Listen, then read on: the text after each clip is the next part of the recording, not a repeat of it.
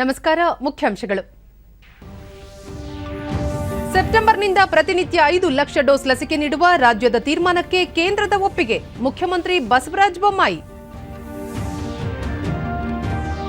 ಕಡುಬಡವರನ್ನು ಬಡತನ ರೇಖೆಗಿಂತ ಮೇಲೆತ್ತಲು ಅಮೃತ ಸಮುದಾಯ ಅಭಿವೃದ್ಧಿ ಯೋಜನೆ ಸಹಕಾರಿ. ಸಚಿವ ಡಾಕ್ಟರ್ ಕೆಸಿ ನಾರಾಯಣಗೌಡ.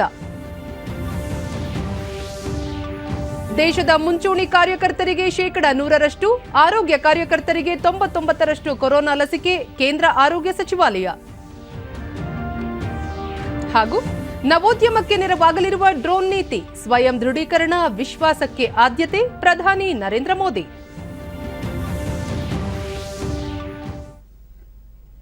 ವಾರ್ತೆಗಳ ವಿವರ. ಸೆಪ್ಟೆಂಬರ್ ತಿಂಗಳಿನಿಂದ ರಾಜ್ಯದಲ್ಲಿ ಪ್ರತಿನಿತ್ಯ 5 ಲಕ್ಷ ಡೋಸ್ ಕೋವಿಡ್ ಲಸಿಕೆ ನೀಡುವ ರಾಜ್ಯ ಸರ್ಕಾರದ ತೀರ್ಮಾನಕ್ಕೆ ಕೇಂದ್ರ ಸರ್ಕಾರ ಒಪ್ಪಿಗೆ ನೀಡಿದ್ದು, ಅಗತ್ಯ ಲಸಿಕೆ ಪೂರೈಸುವುದಾಗಿ ಹೇಳಿದೆ ಎಂದು ಮುಖ್ಯಮಂತ್ರಿ ಬಸವರಾಜ ಬೊಮ್ಮಾಯಿ ಹೇಳಿದ್ದಾರೆ.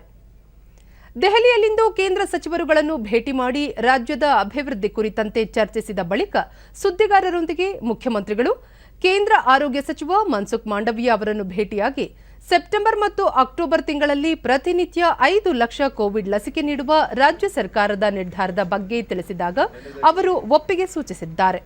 ಅಲ್ಲದೆ ಅದಕ್ಕೆ ಸಂಪೂರ್ಣ ಬೆಂಬಲಿಸಿ ಹೆಚ್ಚಿನ ಲಸಿಕೆಯನ್ನು ರಾಜ್ಯಕ್ಕೆ ಕಳುಹಿಸಿಕೊಡುವ ಭರವಸೆ ನೀಡಿದ್ದಾರೆ. ಅದರಂತೆ ಸಿದ್ಧತೆಗಳನ್ನು ಮಾಡಿಕೊಳ್ಳಲಾಗುವುದು ಎಂದರು.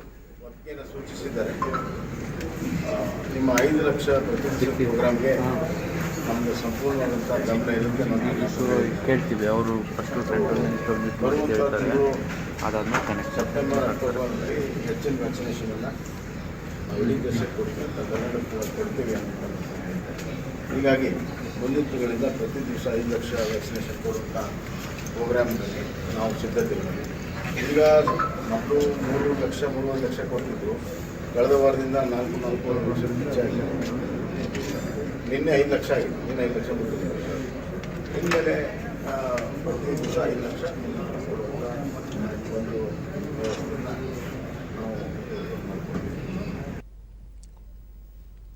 ಇದಲ್ಲದೆ ಕೇಂದ್ರ ಶಿಕ್ಷಣ ಸಚಿವ ಧರ್ಮೇಂದ್ರ ಪ್ರಧಾನ್ ಅವರನ್ನು ಭೇಟಿಯಾಗಿ ಸಮಗ್ರ ಶಿಕ್ಷಣ ನೀತಿ ಕುರಿತಂತೆ ಚರ್ಚಿಸಲಾಯಿತು. ತಾವೇ ಖುದ್ದಾಗಿ ಬೆಂಗಳೂರಿಗೆ ಬಂದು ಶಿಕ್ಷಣ ನೀತಿ ಜಾರಿ ಕುರಿತು 1 ದಿನದ ಕಾರ್ಯಾಗಾರದಲ್ಲಿ ಪಾಲ್ಗೊಳ್ಳುವುದಾಗಿ ತಿಳಿಸಿದ್ದಾರೆ. ಜತೆಗೆ ಪ್ರಾಥಮಿಕ ಮತ್ತು ಪ್ರೌಢ ಶಿಕ್ಷಣದಲ್ಲಿ ರಾಷ್ಟ್ರೀಯ ನೀತಿ ಅಳವಡಿಸಿಕೊಳ್ಳುವ ಬಗ್ಗೆ ಸಿದ್ಧತೆ ಪೂರ್ಣಗೊಂಡ ಬಳಿಕ ತಾವೇ ಬಂದು ಅದಕ್ಕೆ ಚಾಲನೆ ನೀಡುವುದಾಗಿ ಭರವಸೆ ನೀಡಿದ್ದಾರೆ ಎಂದು ಹೇಳಿದರು. ಕೇಂದ್ರ ವಾಣಿಜ್ಯ ಮತ್ತು ಕೈಗಾರಿಕಾ ಸಚಿವ ಪಿಯೂಷ್ ಗೋಯಲ್ ಅವರನ್ನು ಭೇಟಿ ಮಾಡಿ ಚರ್ಚಿಸಲಾಗಿದ್ದು, ಮೆಗಾ ಟೆಕ್ಸ್ಟೈಲ್ ಪಾರ್ಕ್ ಸ್ಥಾಪಿಸುವ ಕುರಿತು ರಾಜ್ಯ ಸರ್ಕಾರ ಕಳುಹಿಸಿರುವ ಪ್ರಸ್ತಾವನೆಗೆ ಶೀಘ್ರವೇ ಒಪ್ಪಿಗೆ ನೀಡುವುದಾಗಿ ಅವರು ಭರವಸೆ ನೀಡಿದ್ದಾರೆ ಎಂದರು. ಪ್ರೈಮರಿ ಮತ್ತು ಸೆಕೆಂಡರಿ ಲಾಂಚಿಂಗಿಗೆ ಹೇಳಿದ ಸಿದ್ಧತೆಗಳೆಲ್ಲ ಬೇಕಾಗಿದ್ದಾರೆ. ಸಿದ್ಧತೆ ಆದಮೇಲೆ ನಾನೇ ಬಂದು ಅದನ್ನ ಉದ್ಘಾಟನೆ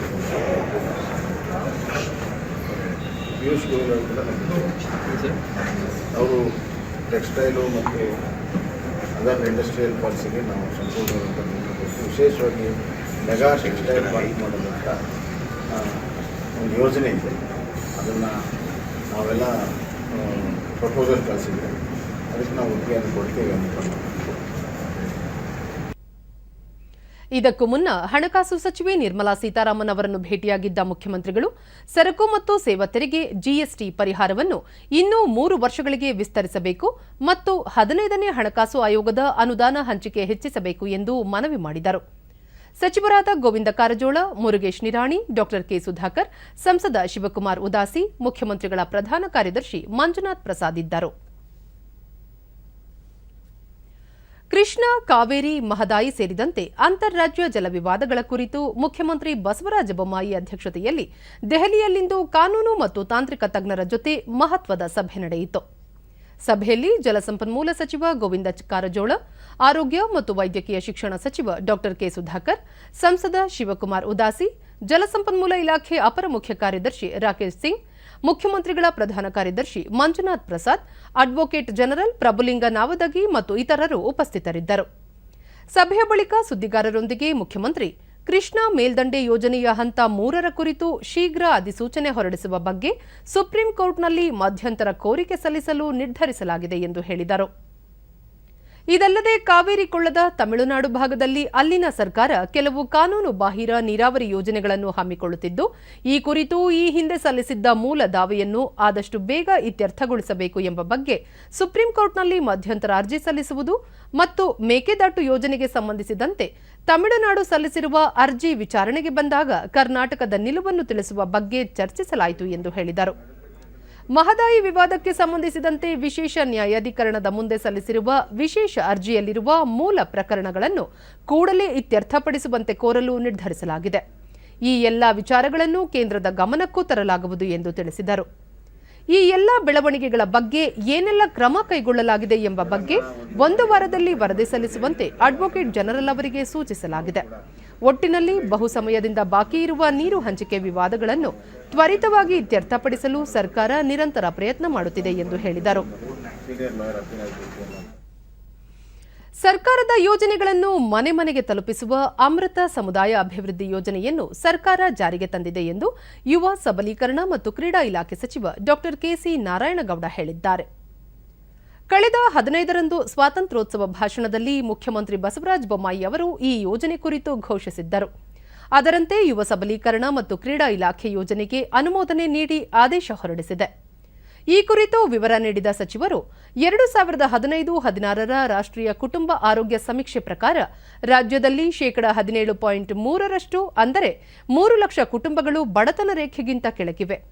ಈ ಪೈಕಿ 750 ಹಳ್ಳಿಗಳಲ್ಲಿ ಸುಮಾರು 1,27,369 ಕುಟುಂಬಗಳು ಅತಿ ಬಡತನದಲ್ಲಿವೆ.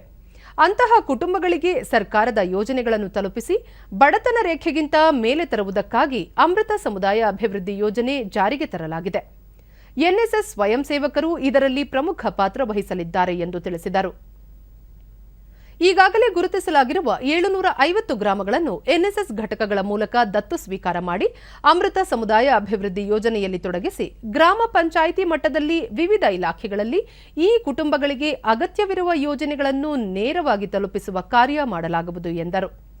ಮಹಿಳಾ ಮತ್ತು ಮಕ್ಕಳ ಇಲಾಖೆ, ಆಹಾರ ಮತ್ತು ನಾಗರಿಕ ಸರಬರಾಜು ಇಲಾಖೆ, ಗ್ರಾಮೀಣಾಭಿವೃದ್ಧಿ ಮತ್ತು ಪಂಚಾಯತ್ ರಾಜ್ ಇಲಾಖೆ, ನಗರಾಭಿವೃದ್ಧಿ ಇಲಾಖೆ ಹಾಗೂ ವಸತಿ ಇಲಾಖೆಗಳಲ್ಲಿನ ಯೋಜನೆಗಳನ್ನು ಆದ್ಯತೆ ಮೇರೆಗೆ ಅನುಷ್ಠಾನಗೊಳಿಸಿ ಬಡತನ ನಿರ್ಮೂಲನೆಗೆ ಪ್ರಯತ್ನಿಸಲಾಗುವುದು. ಪ್ರತಿ ವರ್ಷ ಕರ್ನಾಟಕ ಮೌಲ್ಯಮಾಪನ ಪ್ರಾಧಿಕಾರವು ಇದರ ಮೇಲ್ವಿಚಾರಣೆ ಮತ್ತು ಮೌಲ್ಯಮಾಪನ ಮಾಡಲಿದೆ ಎಂದು ಹೇಳಿದರು. ತಾಲೂಕು ಮಟ್ಟದಲ್ಲಿರುವ ಸಣ್ಣ ಕಾರಾಗೃಹಗಳನ್ನು ಜಿಲ್ಲಾ ಕಾರಾಗೃಹಗಳೊಂದಿಗೆ ವಿಲೀನಗೊಳಿಸುವಂತೆ ಗೃಹ ಸಚಿವ ಆರಗ ಜ್ಞಾನೇಂದ್ರ ಸೂಚನೆ ನೀಡಿದ್ದಾರೆ. ಬೆಂಗಳೂರಿನ ಕೇಂದ್ರ ಕಾರಾಗೃಹ ಕಚೇರಿಗೆ ಇಂದು ಭೇಟಿ ನೀಡಿ ಹಿರಿಯ ಅಧಿಕಾರಿಗಳೊಂದಿಗೆ ಚರ್ಚಿಸಿದ ಸಚಿವರು, ಪ್ರಸ್ತುತ ಕೈದಿಗಳನ್ನು ವಿಡಿಯೋ ಕಾನ್ಫರೆನ್ಸಿಂಗ್ ಮೂಲಕ ನ್ಯಾಯಾಲಯಗಳ ಮುಂದೆ ಹಾಜರುಪಡಿಸುವುದರಿಂದ ಕೈದಿಗಳನ್ನು ಕರೆದೊಯ್ಯುವ ಕೆಲಸ ಇಲ್ಲ. ಆದ್ದರಿಂದ ಜಿಲ್ಲಾ ಕಾರಾಗೃಹಗಳಲ್ಲಿ ಸಾಮರ್ಥ್ಯ ಹೆಚ್ಚಿಸಿ ಸಣ್ಣ ಕಾರಾಗೃಹಗಳನ್ನು ಮುಚ್ಚಿ ಅಲ್ಲಿನ ಕೈದಿಗಳನ್ನು ಸ್ಥಳಾಂತರಿಸಬೇಕು ಎಂದರು. ಕಾರಾಗೃಹಗಳಲ್ಲಿ ಯಾವುದೇ ತರಹದ ಅಕ್ರಮ ಚಟುವಟಿಕೆಗಳು ಹಾಗೂ ಭ್ರಷ್ಟಾಚಾರ ಪ್ರಕರಣಗಳು ಕಂಡುಬಂದರೆ ಕಠಿಣ ಕಾನೂನು ಕ್ರಮ ತೆಗೆದುಕೊಳ್ಳಲಾಗುವುದು. ಕಾರಾಗೃಹಗಳಲ್ಲಿ ಅಕ್ರಮ ಚಟುವಟಿಕೆಗಳಲ್ಲಿ ಅಧಿಕಾರಿಗಳು ಶಾಮೀಲಾಗಿರುವುದು ಕಂಡುಬಂದರೆ ಅವರ ವಿರುದ್ಧವೂ ಕ್ರಮ ಜರುಗಿಸುವಂತೆ ಹಿರಿಯ ಅಧಿಕಾರಿಗಳಿಗೆ ಸೂಚಿಸಿದರು. ರಾಜ್ಯ ಕಾರಾಗೃಹ ಇಲಾಖೆ ಮುಖ್ಯಸ್ಥ ಅಲೋಕ್ ಮೋಹನ್ ಸೇರಿದಂತೆ ಹಿರಿಯ ಅಧಿಕಾರಿಗಳು ಭಾಗವಹಿಸಿದ್ದರು. ರಾಜ್ಯದಲ್ಲಿ ಇಂದು ಹೊಸದಾಗಿ 1,213 ಕೋವಿಡ್ ಪ್ರಕರಣಗಳು ದೃಢಪಟ್ಟಿದ್ದು, ಇದರೊಂದಿಗೆ ಒಟ್ಟು ಸೋಂಕು ಪ್ರಕರಣಗಳ ಸಂಖ್ಯೆ 29,43,463ಕ್ಕೆ ಏರಿಕೆಯಾಗಿದೆ. 1,206 ಮಂದಿ ಆಸ್ಪತ್ರೆಯಿಂದ ಬಿಡುಗಡೆಯಾಗಿದ್ದು, ಇದುವರೆಗೂ ಗುಣಮುಖರಾದವರ ಒಟ್ಟು ಸಂಖ್ಯೆ 28,86,906ಕ್ಕೆ ತಲುಪಿದೆ. ಇಂದು 25 ಮಂದಿ ಸಾವನ್ನಪ್ಪಿದ್ದು, ಮೃತಪಟ್ಟವರ ಸಂಖ್ಯೆ 37,231ಕ್ಕೆ ಏರಿಕೆಯಾಗಿದೆ.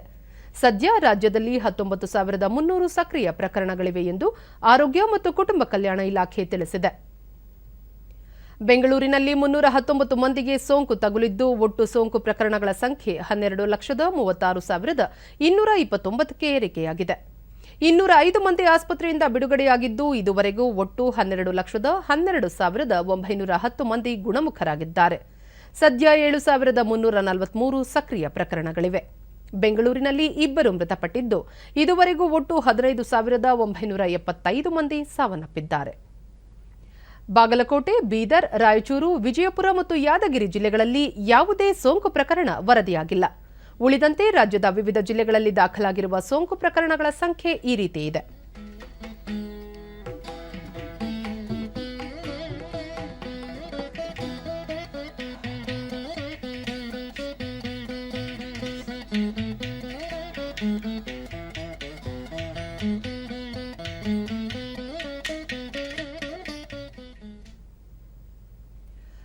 ಕೋವಿಡ್-19 ಸೋಂಕು ನಿಯಂತ್ರಣ ಕಾರ್ಯದಲ್ಲಿ ತೊಡಗಿರುವ ಎಲ್ಲ ಮುಂಚೂಣಿ ಕಾರ್ಯಕರ್ತರಿಗೆ ಮೊದಲ ಡೋಸ್ ಲಸಿಕೆ ನೀಡಲಾಗಿದ್ದು, 99% ಆರೋಗ್ಯ ಕಾರ್ಯಕರ್ತರು ಕೂಡ ಲಸಿಕೆ ಪಡೆದುಕೊಂಡಿದ್ದಾರೆ ಎಂದು ಕೇಂದ್ರ ಆರೋಗ್ಯ ಸಚಿವಾಲಯ ತಿಳಿಸಿದೆ.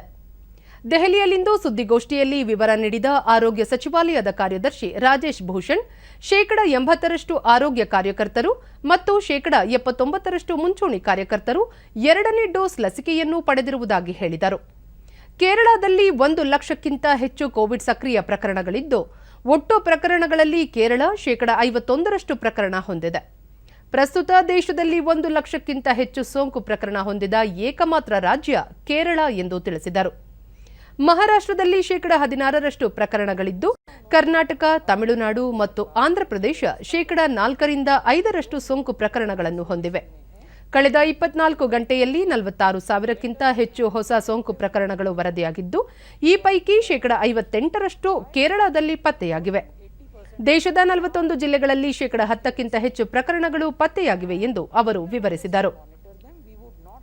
ಪ್ರಸ್ತುತ ಕೋವಿಡ್ ಸೋಂಕಿನ ಎರಡನೇ ಅಲೆಯ ನಡುವೆ ಸಕಲ ಮುನ್ನೆಚ್ಚರಿಕೆ ಕ್ರಮ ಕೈಗೊಳ್ಳಲಾಗಿದೆ. ಹಬ್ಬಗಳ ಋತುವಾದ ಸೆಪ್ಟೆಂಬರ್ ಮತ್ತು ಅಕ್ಟೋಬರ್ ತಿಂಗಳಲ್ಲಿ ಕೋವಿಡ್ ನಿರ್ವಹಣೆ ಸವಾಲಿನದ್ದಾಗಿದ್ದು, ಕೋವಿಡ್ ಮಾರ್ಗಸೂಚಿ ಪಾಲನೆಯಲ್ಲಿ ಜನರ ಸಹಕಾರ ಮಹತ್ವದ್ದು ಎಂದು ಅವರು ತಿಳಿಸಿದರು. ಆಫ್ಘಾನಿಸ್ತಾನದಲ್ಲಿ ಪೋಲಿಯೋ ಸೋಂಕು ತೀವ್ರವಾಗಿರುವುದರಿಂದ ಇತ್ತೀಚಿನ ಬೆಳವಣಿಗೆಯಲ್ಲಿ ಆಫ್ಘಾನಿಸ್ತಾನದಿಂದ ಭಾರತೀಯ ವಿಮಾನದ ಮೂಲಕ ಕರೆತರಲಾದ 400ಕ್ಕೂ ಹೆಚ್ಚು ಜನರಿಗೆ ವಿಮಾನ ನಿಲ್ದಾಣಗಳಲ್ಲೇ ಪೋಲಿಯೋ ನಿರೋಧಕ ಲಸಿಕೆ ನೀಡಲು ಕ್ರಮ ಕೈಗೊಳ್ಳಲಾಗಿದೆ ಎಂದು ಅವರು ತಿಳಿಸಿದರು. कोविड वैक्सीन डोजेज उपलब्ध कराने को तैयार हैं, इसलिए राज्य सरकार को अपने वैक्सीनेशन की दर और वैक्सीनेशन के कवरेज को बढ़ाने की आवश्यकता है. ये 4 बातें आज भी पालन करने के योग्य हैं. ಆಫ್ಘಾನಿಸ್ತಾನದ ಇತ್ತೀಚಿನ ಬೆಳವಣಿಗೆ ಕುರಿತು ವಿದೇಶಾಂಗ ಸಚಿವ ಡಾ ಎಸ್ ಜೈಶಂಕರ್ ಸಂಸತ್ ಭವನದಲ್ಲಿಂದು ಸರ್ವಪಕ್ಷಗಳ ಸದನ ನಾಯಕರಿಗೆ ವಿವರ ನೀಡಿದರು. ಸಭೆಯಲ್ಲಿ ರಾಜ್ಯಸಭೆ ನಾಯಕ ಪಿಯೂಷ್ ಗೋಯಲ್, ಸಂಸದೀಯ ವ್ಯವಹಾರಗಳ ಸಚಿವ ಪ್ರಹ್ಲಾದ್ ಜೋಶಿ ಹಾಗೂ 31 ಪಕ್ಷಗಳ 37 ನಾಯಕರು ಭಾಗವಹಿಸಿದ್ದರು. ಆಫ್ಘಾನಿಸ್ತಾನ ಕುರಿತು ದೇಶದಲ್ಲಿ ದೀರ್ಘಕಾಲದ ಭಾವನಾತ್ಮಕತೆ ಇದ್ದು, ಇತ್ತೀಚಿನ ಬೆಳವಣಿಗೆ ಬಗ್ಗೆ ರಾಷ್ಟ್ರೀಯ ಕಳವಳ ವ್ಯಕ್ತವಾಗಿದೆ. ಈ ಹಿನ್ನೆಲೆಯಲ್ಲಿ ರಾಷ್ಟ್ರೀಯ ಹಿತಾಸಕ್ತಿಯಿಂದ ಎಲ್ಲ ನಾಯಕರು ಸಭೆಯಲ್ಲಿ ಭಾಗವಹಿಸಿದ್ದರು ಎಂದು ಡಾ ಜೈಶಂಕರ್ ತಿಳಿಸಿದ್ದಾರೆ. ಆಫ್ಘಾನಿಸ್ತಾನದೊಂದಿಗೆ ಭಾರತ ಬಲಿಷ್ಠ ಮೈತ್ರಿ ಹೊಂದಿದ್ದು, ಆ ರಾಷ್ಟ್ರದಲ್ಲಿ ಭಾರತದ 500ಕ್ಕೂ ಹೆಚ್ಚು ಯೋಜನೆಗಳಿವೆ. ಈ ಮೈತ್ರಿಯೇ ಭವಿಷ್ಯದ ದ್ವಿಪಕ್ಷೀಯ ಸಂಬಂಧಕ್ಕೆ ಮಾರ್ಗಸೂಚಿಯಾಗಿದೆ. ಅಲ್ಲಿನ ಪ್ರಸಕ್ತ ಬೆಳವಣಿಗೆ ಗಮನದಲ್ಲಿರಿಸಿಕೊಂಡು ಭಾರತ ಮುಂದಿನ ನಿರ್ಧಾರ ಹಾಗೂ ಚಟುವಟಿಕೆ ನಡೆಸಲಿದೆ ಎಂದು ಅವರು ಹೇಳಿದ್ದಾರೆ. ಸಭೆಯ ನಂತರ ಸಂಸತ್ ಭವನದ ಅಂಗಳದಲ್ಲಿ ಸುದ್ದಿಗಾರರೊಂದಿಗೆ ಸಚಿವ ಜೈಶಂಕರ್, ಆಫ್ಘಾನಿಸ್ತಾನದಲ್ಲಿನ ಅತ್ಯಂತ ಕಠಿಣ ಪರಿಸ್ಥಿತಿಯಲ್ಲಿ ಭಾರತೀಯ ನಾಗರಿಕರು ಸೇರಿದಂತೆ ಬಹಳಷ್ಟು ಜನರನ್ನು ಸ್ಥಳಾಂತರ ಮಾಡಲಾಗುತ್ತಿದೆ. ಎಲ್ಲ ಭಾರತೀಯರನ್ನು ಆದಷ್ಟು ಶೀಘ್ರ ಸ್ಥಳಾಂತರಿಸಲು ಕೇಂದ್ರ ಸರ್ಕಾರ ಬದ್ಧವಾಗಿದೆ ಎಂದರು. ಭಾರತೀಯ ನಾಗರಿಕರಲ್ಲದೆ ಇತರ ದೇಶಗಳ ನಾಗರಿಕರು ಹಾಗೂ ಕೆಲವು ಆಫ್ಘನ್ನರು ಭಾರತ ಸ್ಥಳಾಂತರಿಸಿದೆ. ಕೆಲವು ಭಾರತೀಯರು ಇನ್ನೂ ಆಫ್ಘಾನಿಸ್ತಾನದಲ್ಲಿದ್ದು, ಅವರ ಸುರಕ್ಷತೆ ಮತ್ತು ಸ್ಥಳಾಂತರ ಖಾತ್ರಿಪಡಿಸಲು ಎಲ್ಲಾ ಪ್ರಯತ್ನ ನಡೆಸಲಾಗಿದೆ ಎಂದು ತಿಳಿಸಿದರು. ಆಫ್ಘಾನಿಸ್ತಾನ ಬೆಳವಣಿಗೆ ಕುರಿತು ಹಲವು ಭಾಗಿದಾರರೊಂದಿಗೆ ಭಾರತ ಸಮಾಲೋಚನೆ ನಡೆಸಿದ್ದು, ಪ್ರಧಾನಿ ನರೇಂದ್ರ ಮೋದಿ ಅವರು ಇತ್ತೀಚೆಗೆ ಜರ್ಮನ್ ಚಾನ್ಸಲರ್ ಏಂಜೆಲೋ ಮಾರ್ಕೆಲ್ ಹಾಗೂ ರಷ್ಯಾ ಅಧ್ಯಕ್ಷ ವ್ಲಾಡಿಮಿರ್ ಪುಟಿನ್ ಅವರೊಂದಿಗೆ ಮಾತುಕತೆ ನಡೆಸಿದ್ದಾರೆ ಎಂದು ಹೇಳಿದರು.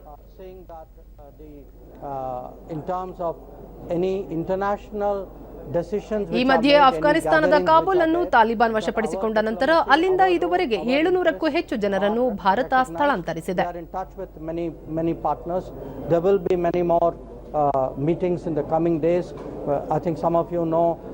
Last 2 days, President Putin and Chancellor Merkel spoke to Prime Minister. There will be, I think, some other calls at his level. There are many other foreign minister calls at my level. So there will be a lot of activity on the Afghanistan front.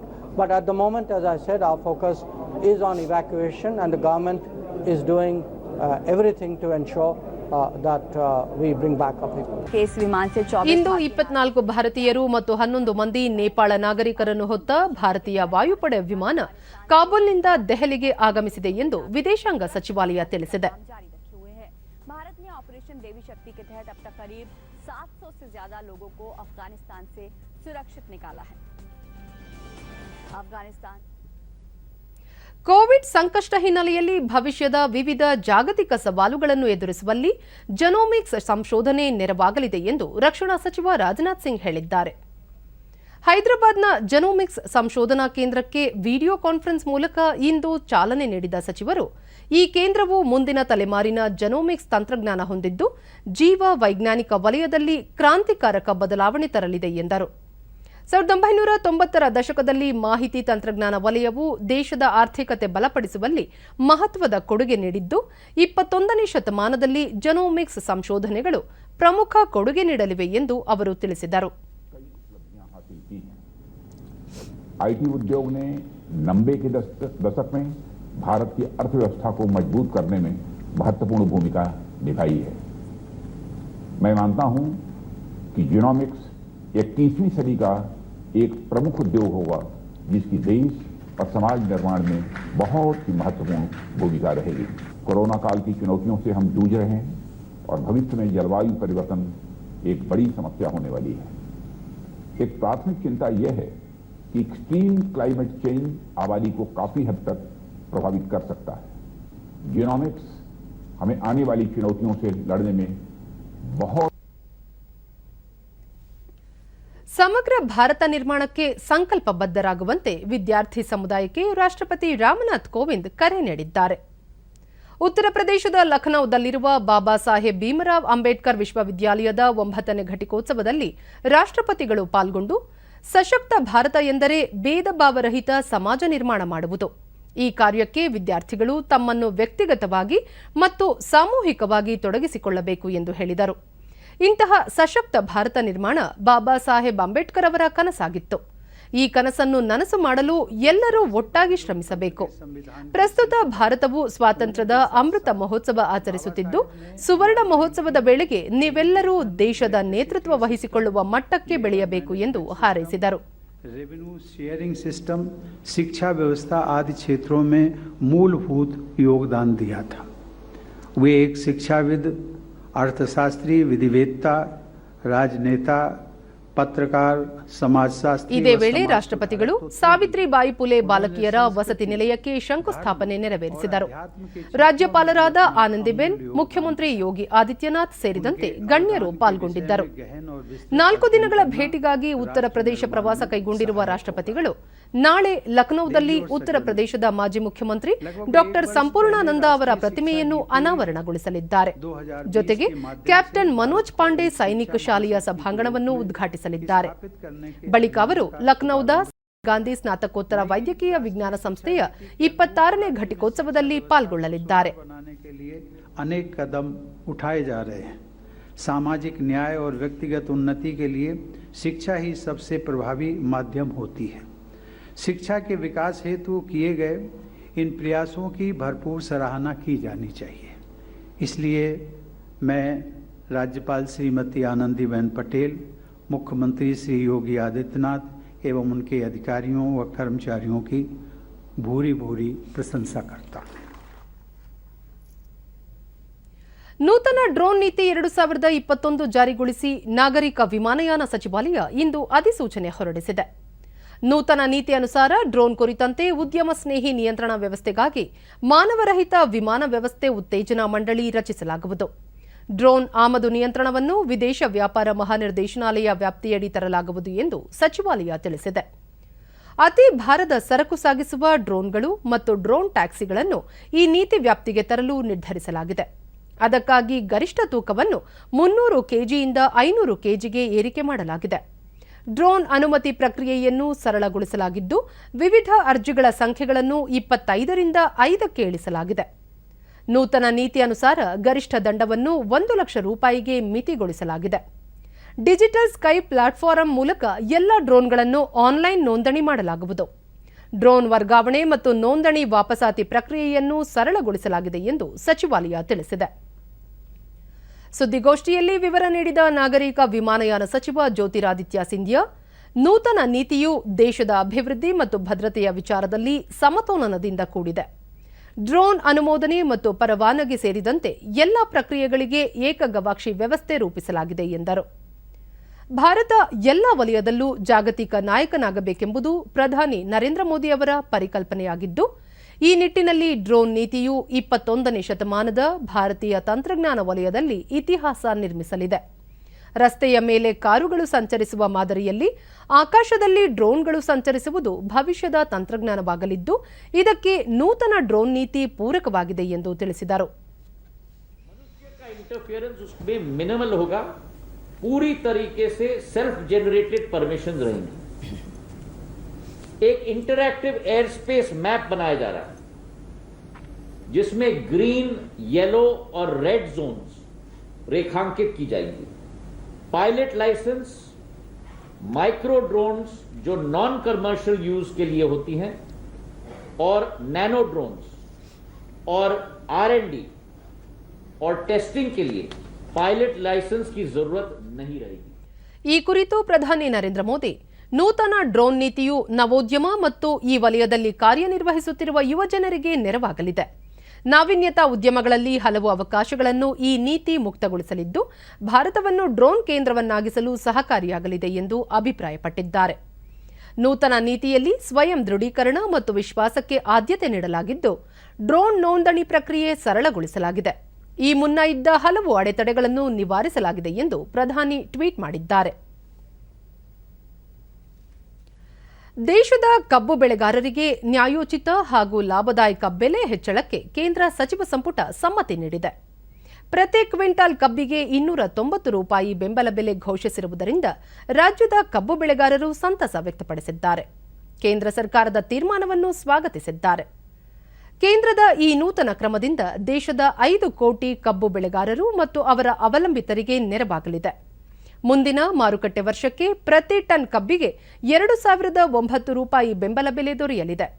ಇದು ರೈತಾಪಿ ವರ್ಗಕ್ಕೆ ವರದಾನವಾಗಲಿದೆ ಎಂದು ಚಾಮರಾಜನಗರ ಜಿಲ್ಲೆಯ ಕಬ್ಬು ಬೆಳೆಗಾರರು ಅಭಿಪ್ರಾಯಪಟ್ಟಿದ್ದಾರೆ.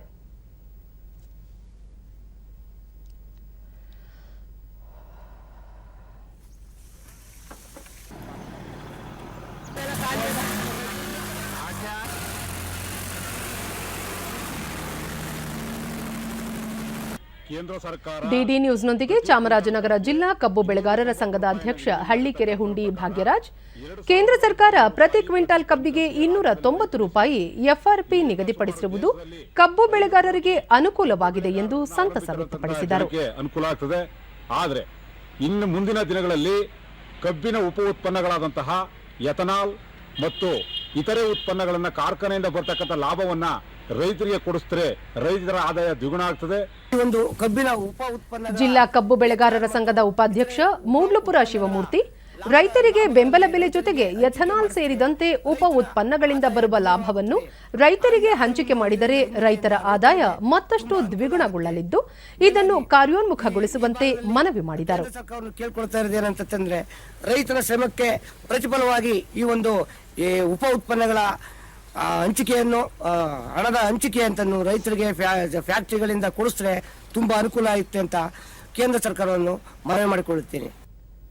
ಕಬ್ಬು ಬೆಳೆಗಾರರಾದ ಶಶಿಕುಮಾರ್, ಇತ್ತೀಚೆಗೆ ಕಬ್ಬು ಬೆಳೆಯುವುದು ತುಂಬಾ ಖರ್ಚುದಾಯಕವಾಗಿದ್ದು, ಇಂತಹ ಸಂದರ್ಭದಲ್ಲಿ ಕೇಂದ್ರ ಸರ್ಕಾರ ಕಬ್ಬಿಗೆ ಬೆಂಬಲ ಬೆಲೆ ನೀಡಲು ಮುಂದಾಗಿರುವುದು ಸಣ್ಣ ಮತ್ತು ಮಧ್ಯಮ ವರ್ಗದ ರೈತರಿಗೆ ಪ್ರಯೋಜನವಾಗಲಿದೆ ಎಂದು ಹರ್ಷ ವ್ಯಕ್ತಪಡಿಸಿದರು. ಏರಿಕೆ ಮಾಡತಕ್ಕಂಥದ್ದು ಒಂದು ಆಶಾದಾಯಕ ಬೆಳವಣಿಗೆ. ನಾನು ಒಬ್ಬ ಸಣ್ಣ ರೈತನಾಗಿ ಕನಿಷ್ಠ ಒಂದು 200 ರಿಂದ 250 ಟನ್ ಪ್ರತಿ ವರ್ಷ ಕಬ್ಬನ್ನು ಬೆಳೆಯೋದ್ರಿಂದ ಈ ಒಂದು FRP ದರ ಏರಿಕೆ ಮಾಡಿರ್ತಕ್ಕಂಥದ್ದು ನನ್ನಂತಹ ಭಾರತ ದೇಶದಲ್ಲಿರುವಂಥ ಸುಮಾರು 5 ಕೋಟಿ ರೈತರಿಗೆ ಬಹಳಷ್ಟು ಅನುಕೂಲ ಆಗಲಿದೆ.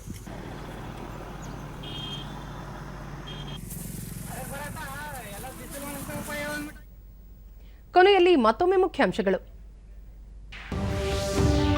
ಸೆಪ್ಟೆಂಬರ್ನಿಂದ ಪ್ರತಿನಿತ್ಯ 5 ಲಕ್ಷ ಡೋಸ್ ಲಸಿಕೆ ನೀಡುವ ರಾಜ್ಯದ ತೀರ್ಮಾನಕ್ಕೆ ಕೇಂದ್ರದ ಒಪ್ಪಿಗೆ, ಮುಖ್ಯಮಂತ್ರಿ ಬಸವರಾಜ ಬೊಮ್ಮಾಯಿ.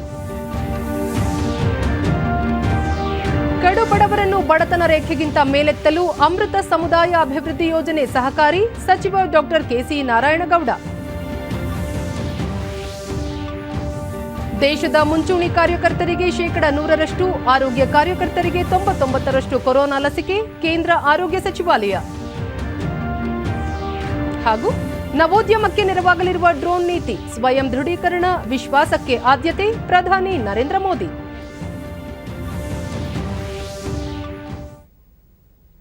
ನಮ್ಮ ವಾರ್ತಾ ಪ್ರಸಾರವನ್ನು ನೀವು ಡಿಡಿ ಚಂದನ ನ್ಯೂಸ್ ಯೂಟ್ಯೂಬ್ ಚಾನೆಲ್ನಲ್ಲೂ ವೀಕ್ಷಿಸಬಹುದು.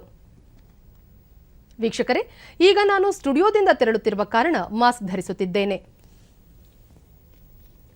ನೀವು ಸಹ ಮನೆಯಿಂದ ಹೊರಹೋಗುವ ಮುನ್ನ ಸರಿಯಾದ ಕ್ರಮದಲ್ಲಿ ತಪ್ಪದೇ ಮಾಸ್ಕ್ ಧರಿಸಿ. ವ್ಯಕ್ತಿಗತ ಅಂತರ ಕಾಪಾಡಿಕೊಳ್ಳುವುದರೊಂದಿಗೆ ನೀವು ಸುರಕ್ಷಿತವಾಗಿರಿ, ನಿಮ್ಮವರನ್ನು ಸುರಕ್ಷಿತವಾಗಿರಿಸಿ.